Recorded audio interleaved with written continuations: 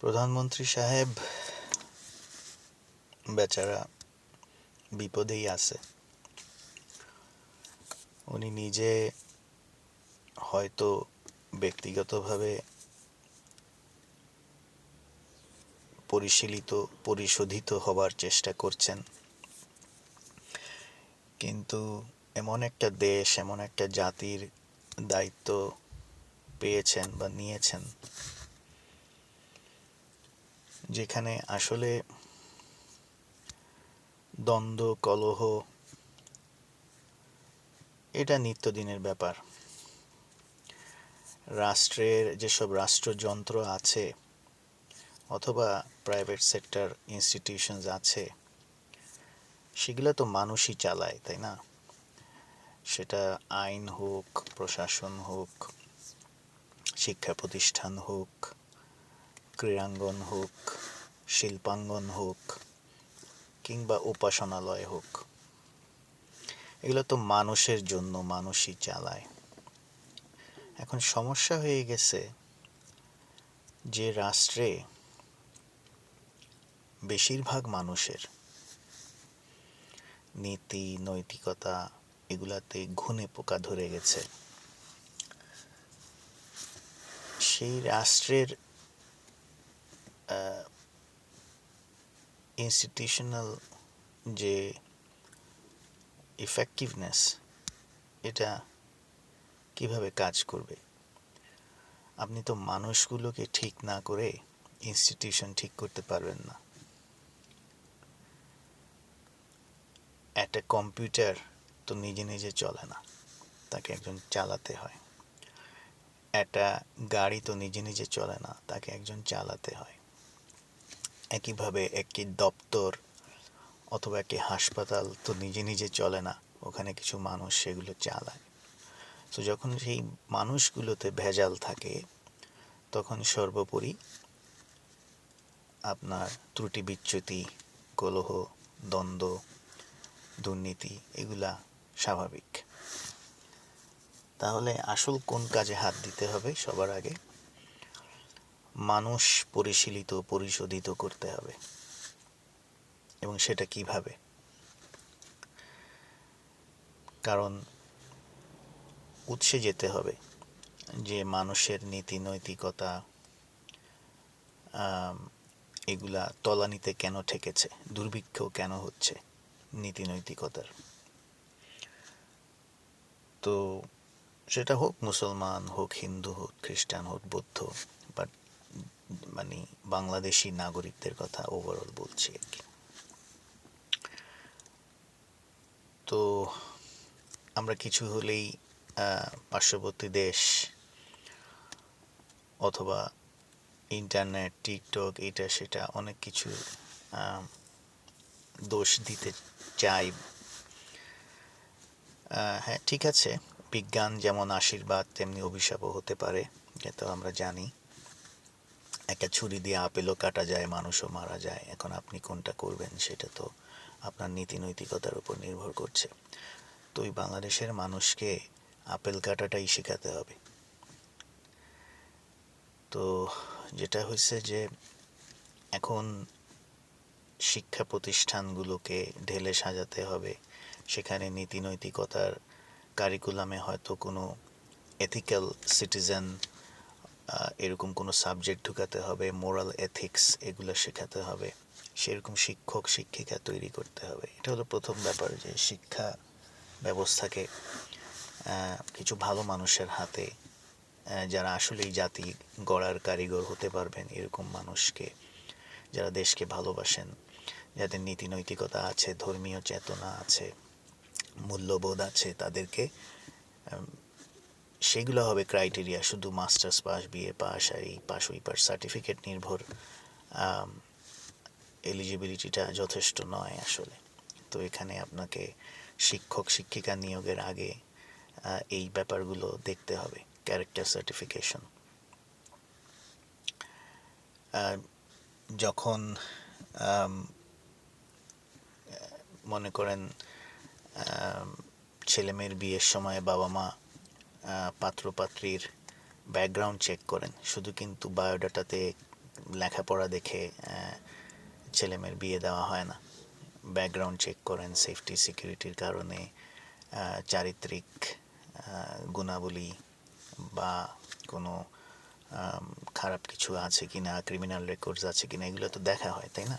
তো একইভাবে শিক্ষক শিক্ষিকা জন্য, একইভাবে সংসদীয় নির্বাচনে অথবা যে কোনো নির্বাচনে, সরকারি নির্বাচন, উপজেলা হতে পারে, পৌরসভা হতে পারে, এবং বিশেষ করে সংসদীয় নির্বাচন, এগুলাতে যে কোনো ক্যান্ডিডেটের মিনিমাম শিক্ষাগত এবং নৈতিক যোগ্যতা নির্ধারণ করতে হবে।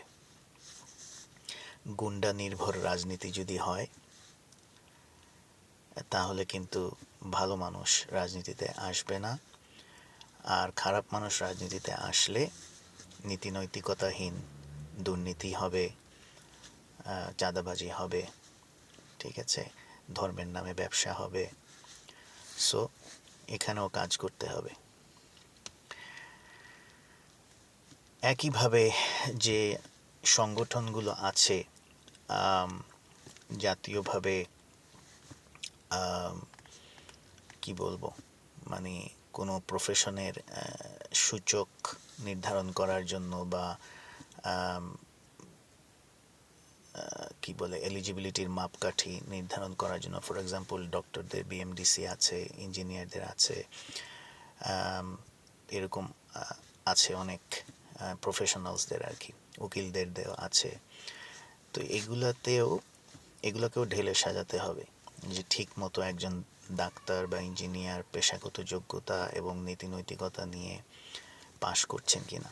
একজন ডাক্তার হয়তো পুঁথিগতভাবে পাশ করে ফেলতে পারেন, কিন্তু তার মানসিকতা যদি হয় কসাইয়ের মতো, যে আমি ডাক্তার হচ্ছি, পয়সা কামাবো, অপারেশন করব, মানে এবং কারণে বিনা কারণে বড় বড় প্রেসক্রিপশন বা ডায়াগনস্টিক টেস্ট লিখে দিব, ওখান থেকে কমিশন খাবো, এই যে নীতি নৈতিকতাহীনতা, এই জিনিসগুলা পর্যবেক্ষণে রাখার জন্য একটা ওয়াচডগ দরকার। প্রত্যেক ক্ষেত্রে, মিডিয়াতে দরকার, স্বাস্থ্য ক্ষেত্রে দরকার, হ্যাঁ।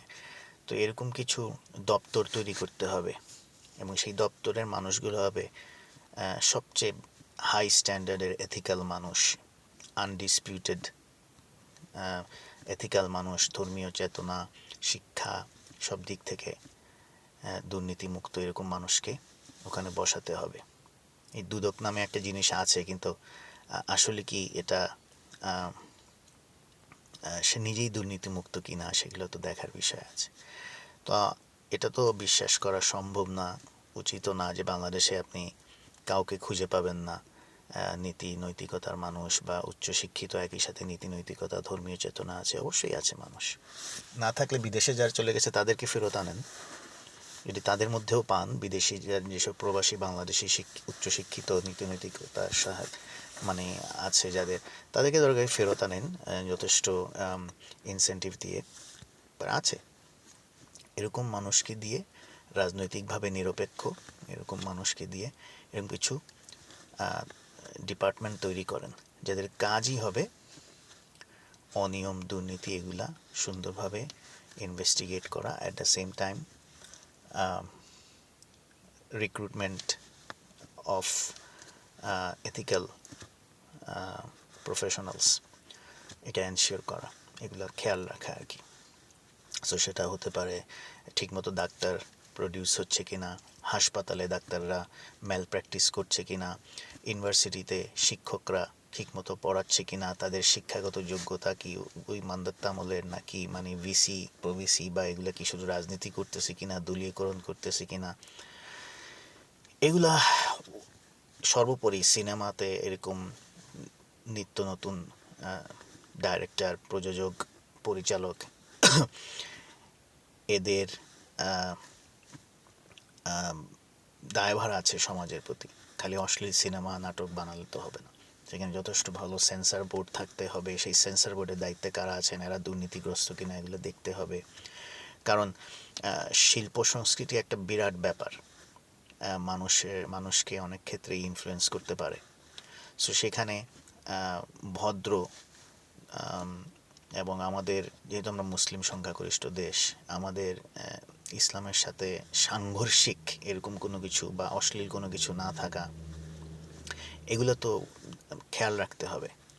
হ্যাঁ, আজকাল তো একটা ভালো নাটক মানে ফ্যামিলি নাটক খুব দেখাই যায় না, তো এগুলো বা একটা সিনেমা, হ্যাঁ, তো এই জিনিসগুলা উত্তম সুচিত্রার সিনেমা আমাদের অনেক আগে বুলবুল আহমেদ, ডলি জহুর, ওনারা শর্মিলী আহমেদ, মমতাজ উদ্দিন, ওনারাও হুমায়ুন ফরিদি, তারপরে আফজাল হোসেন, আলী জাকের, ওনারাও তো নাটক করেছেন। ঠিক আছে, কিন্তু আজকের নাটকগুলো দেখা যায় না কেন? ভাষার ঠিক আছে না স্ক্রিপ্টিং ঠিক আছে, এগুলো তো আসলে কেউ না কেউ তো দেখতে হবে। এগুলো তো প্রপার সেন্সর বোর্ড থাকতে হবে, নাটকেরও সেন্সর বোর্ড লাগবে। বিআরটিএতে ইচ্ছা মতো লাইসেন্স ইস্যু হয়, ড্রাইভারদেরকে মানে কতটুকু পারে না পারে, অনেকে গাড়ি না নিয়েও ফিটনেস সার্টিফিকেট পেয়ে যায় ঘরে বসে। এই জিনিসগুলো দেখতে হবে।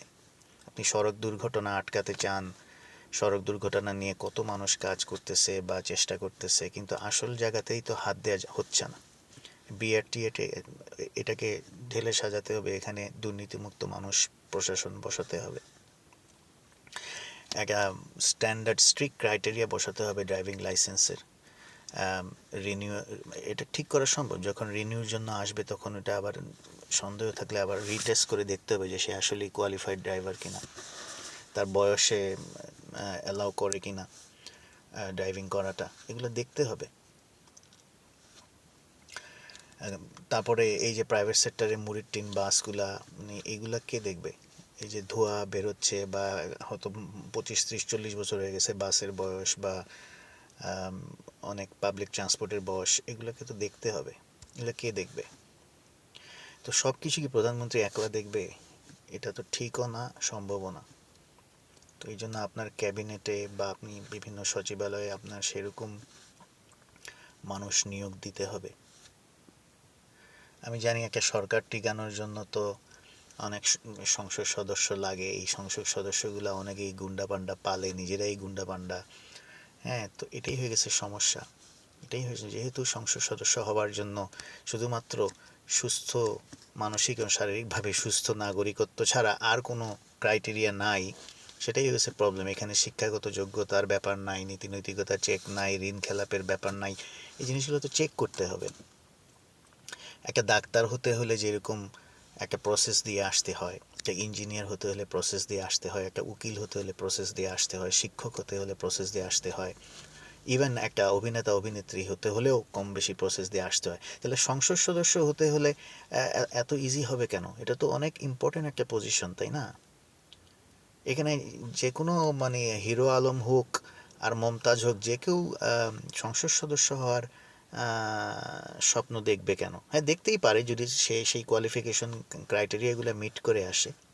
সেই কোয়ালিফিকেশন স্ট্যান্ডার্ডগুলো বাড়াতে হবে, ঠিক আছে? তো যেরকম একজন নাগরিক হলেই কিন্তু আর্মি অফিসার হয়ে যেতে পারে না, এটা প্রসেস আছে, ক্রাইটেরিয়া আছে, তাই না? তো একইভাবে এরকম প্রসেস ক্রাইটেরিয়া তো করতে হবে সংসদ সদস্য হওয়ার জন্য। এটা খুব জরুরি, বিকজ তারা তো দিন শেষে ল মেকিং করে, তারা তাদের এলাকাকে রিপ্রেজেন্ট করে, তাদের এলাকার উন্নয়ন করে। এসব নমিনেশন বাণিজ্য, গুন্ডা রাজনীতি, এগুলো যদি বন্ধ না করেন, তাহলে নীতি নৈতিকতা কোত্থেকে আসবে? সমাজের সামনে রোল মডেল কোথায় ক্রিয়েট হবে? আজকে যারা ছোট, তারা তাদের সামনে রোল মডেল নেই তো। তারা যদি বলে যে হ্যাঁ আমিও রাজনীতি করতে চাই, বা আমি ডাক্তার হতে চাই, ইঞ্জিনিয়ার হতে চাই, প্রেসিডেন্ট হতে চাই, পুলিশ কমিশনার হতে চাই, এগুলো তো তারা এখন আর বলবে না।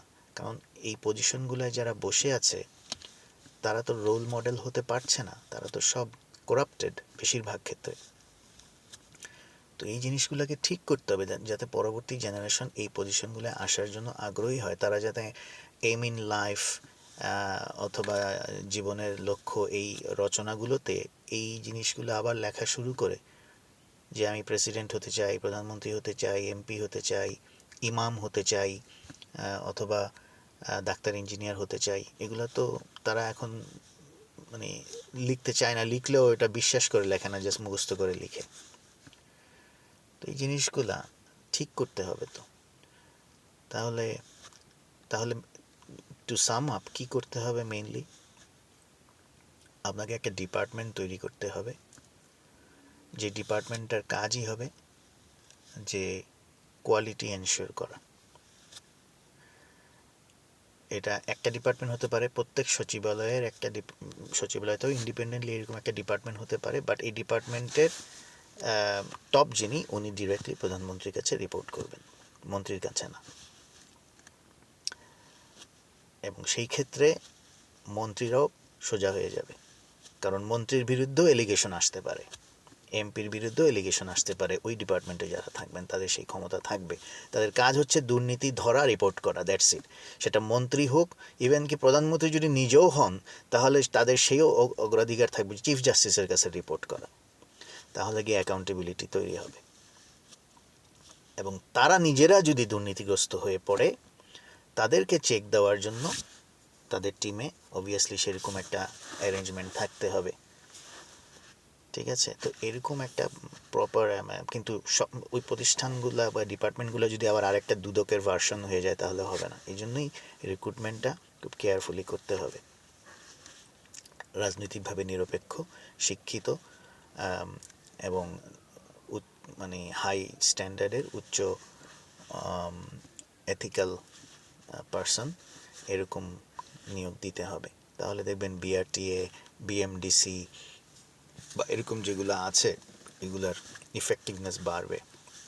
ভোক্তা অধিদপ্তর যেরকম কাজ করছে, এর মধ্যে মানে কয়েকজন খুব ভূয়সী প্রশংসা পাচ্ছে। তো এরকম আরও কিছু অধিদপ্তর করতে হবে, যারা শিল্পাঙ্গন দেখবে, যারা হেলথ সেক্টর দেখবে, শিক্ষার সেক্টর দেখবে ইন্ডিপেন্ডেন্টলি। ঠিক আছে? আর যেসব বিজাতীয় সংস্কৃতি আছে, এই কেবল টিভি, এই সেই, এগুলা একটু নজর দিতে হবে। এই বিদেশি চ্যানেল আমাদের তো এত দরকার নাই। যখন আমরা ছোট ছিলাম শুধু বিটিভি ছিল, বিটিভি তাও অর্ধেক বেলা চলতো, তো জীবন চলে নাই। পরবর্তীতে একটা দুইটা ইংলিশ চ্যানেল বা ইন্ডিয়ান চ্যানেল এগুলো আসছে, বাট ছিল, মানে কম ছিল। তো সে কী হয়েছে, কোয়ালিটি প্রোগ্রাম হচ্ছে কিনা এটা ইম্পর্টেন্ট, সংখ্যা দিয়ে কী হবে। আর এত মিডিয়া চ্যানেল, এত পত্রিকা, এত রেডিও, এত টিভি স্টেশন লাগবে কেন? এই লাইসেন্সগুলো ইচ্ছা মতো হয়েছে, মানে কেউ একটা কোম্পানি আছে, তার নিজস্ব আবার একটা পেপার আছে, তার নিজস্ব আবার একটা টিভি চ্যানেল আছে, কারণ তার গুণগান সেই গায়। এগুলো তো, এইসব বন্ধ করতে হবে। ছোট একটা দেশ, এখানে এত টিভি চ্যানেল, এত রেডিও, এত পত্রিকা লাগবে কেন? তো মান কমে যাচ্ছে, বিশ্বাসযোগ্যতা কমে যাচ্ছে। সো এখানেও আমার মনে হয় রিভিউ করা দরকার, যে আসলে কয়টা পত্রিকা রাখবেন, কয়টা রাখবেন না, কয়টা টিভি চ্যানেল রাখবেন, কয়টা রাখবেন না। বিদেশি চ্যানেলগুলা যদি সুস্থ বিনোদন হয় ঠিক আছে, নাহলে এগুলো বাদ দিতে হবে, এগুলো অ্যাক্সেস কমাতে হবে। কালচারকে ঠিক করতে হবে। ধর্মীয় চেতনা, বিশেষ করে যেহেতু আমরা মুসলিম অধ্যুষিত দেশ, মুসলমানদের আবার ইসলামিক চেতনা, এগুলা ঠিক করতে হবে। ইমাম মুয়াজ্জিন যারা আছেন তাদের সাথেও বসতে হবে, তারা ধর্ম নিয়ে ব্যবসা করছেন না ঠিকমতো কাজ করছেন সেটা দেখতে হবে। এইসব ভুয়া ওয়াজ মাহফিলগুলোর উপরেও ওয়াচডগ থাকতে হবে। হ্যাঁ, মাজার পূজা হচ্ছে কিনা লাল সালু দেখতে হবে। হ্যাঁ, মাদ্রাসার পর্যবেক্ষণের জন্য একটা সিস্টেম ডেভেলপ করতে হবে, যে মাদ্রাসা, এতিমখানা, এগুলাতে প্রপার লেখাপড়া, hygiene system, sanitation, child abuse, মানে এই বিষয়গুলো তদারকির জন্য আরেকটা অধিদপ্তর লাগবে। হ্যাঁ, এগুলো দরকার। এগুলো ডিফারেন্ট ডিপার্টমেন্টস তৈরি করতে হবে with high ethical and highly educated people. যখন আপনার এই সিস্টেমগুলো করবেন, তখন আপনার এথিক্যাল সিটিজেন্স বের হয়ে আসবে আউটপুট হিসাবে। এবং ল অ্যান্ড অর্ডার আপনাকে এনশিওর করতে হবে যে আনএথিক্যাল বা ব্রাইবারি অথবা দুর্নীতি, এগুলোর যাতে দ্রুত ট্রাইব্যুনালে বিচার হয়ে যায়। বিচার ব্যবস্থাটা, আপনাকে মানুষের বিচার ব্যবস্থার উপরে যদি আস্থা না আসে, মানুষ যদি দ্রুত বিচার না পায়, মানুষ যদি মনে করে এটা তো একটা কেস হবে আর 40 বছর চলবে, 15 বছর চলবে, ততদিনে তো মানে মানুষ ভুলেও যাবে, তাহলে হইল না। কিন্তু দ্রুত বিচার, জাস্টিস ডিলেড, জাস্টিস ডিনাইড বলা হয় না? তো এই জিনিসগুলো তো সর্বোপরি চিন্তা করতে হবে। তো অনেক কিছু বললাম, মুদ্রা কথা হচ্ছে যে মানুষ যদি ঠিক করতে না পারেন তাহলে কোনো ইনস্টিটিউশন তো আপনি ঠিক হবে না, ইনস্টিটিউশন কাজ করবে না, ফেল করবে, সেটা হোক রাষ্ট্রযন্ত্র হোক প্রাইভেট সেক্টর, কাজ করবে না। তো মানুষ ঠিক করার জন্য হাত দিতে, এবং মানুষ ঠিক করার জন্য আপনার ওই ধরনের কিছু ডিপার্টমেন্ট করতে হবে যারা মনিটরিং সুপারভিশন স্ট্রিক্টলি করবে, যারা রাজনৈতিকভাবে unbiased, morally highly ethical and highly educated person, এবং যাদের ধর্মীয় চেতনা, ধর্মীয় মূল্যবোধ আছে, বিশেষ করে ইসলামী মূল্যবোধ আছে। তো এরকম মানুষকে এঙ্গেজ করলে এবং কোনো রকমের তোষামোদ অথবা লবিং চলবে না। কেউ দোষী সাব্যস্ত হলে সেটা দোষী, সেটার যে পানিশমেন্ট আছে সেটা দিতে হবে, দৃষ্টান্ত তৈরি করতে হবে যে হ্যাঁ পানিশমেন্ট হবে, হয়। এগুলো যখন করতে পারবেন তখন আশা করি মানুষ আস্তে আস্তে লাইনে আসবে। যে এখন মানুষ রাস্তার মধ্যে ময়লা ফেলে দিচ্ছে, থুতু ফেলে দিচ্ছে, চানাচুর খেয়ে ঠুঙ্গাটা ফেলে দিচ্ছে রাস্তায়, এগুলা তো মেইন সমস্যা হলো এথিক্স বা নলেজ। এগুলো কিভাবে ঠিক হবে? এই যে ড্রেনের মধ্যে ক্লগিং হয়ে যাচ্ছে, খালের মধ্যে দখল হয়ে যাচ্ছে, মানে এগুলো কেন হচ্ছে? এগুলো আপনি আজকে ঠিক করবেন, কালকে আবার নষ্ট হবে। আপনার মূল জায়গায় হাত দিতে হবে, আপনার এথিক্স, নলেজ, এগুলোতে কাজ করতে হবে। এবং সেটা কাজ করার জন্য আপনার আগে এটার যে আইন, সেটার বাস্তবায়ন, সেটা মানে জানানো যে আইনানুগ কী কী ব্যবস্থা হতে পারে, এবং সেটার বাস্তবায়ন, দ্রুত বাস্তবায়ন সেটা আগে করতে হবে। তারপরে মাঠে একটা সার্ভিলেন্স টিম রাখতে হবে ফর এভরিথিং, এভরি সেক্টর, সেটা হোক ট্যুরিজম, হোক হেলথ কেয়ার, হোক মিডিয়া। হ্যাঁ, তো এটাই আর কি। তো এটা কোনো রকেট সায়েন্স না, হচ্ছে আপনাকে এরকম কিছু এথিক্যাল, হাইলি এডুকেটেড এবং রিলিজিয়াসলি, ইসলামিক রিলিজিয়াসলি মোটিভেটেড মানুষ, মেইনলি যেহেতু মুসলিম অধ্যুষিত দেশ, খুঁজে তাদেরকে এম্পাওয়ার করে এই সার্ভিলেন্স টিম তৈরি করতে হবে। ভালো থাকবেন।